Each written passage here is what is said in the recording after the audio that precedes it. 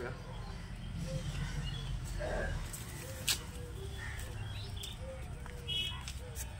তো ওটা কামিনী ফুলের গাছটা আমরা গত বছর প্লান্টেশন করেছিলাম আমি।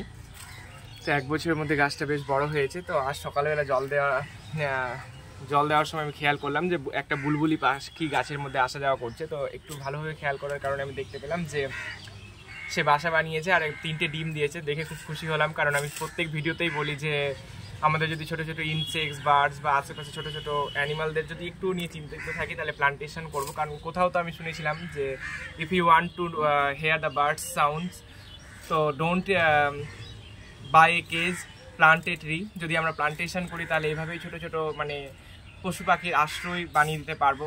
তো বেশ আমাকে আনন্দিত হলো। তো আমি ভাবলাম তোমাদের সাথে কেননা সেটা শেয়ার করা যাক। তো বেশ ভালো লাগলো দেখে যে একটা বুলবুলি পাখি বাসা বানিয়েছে আর ডিম দিয়েছে।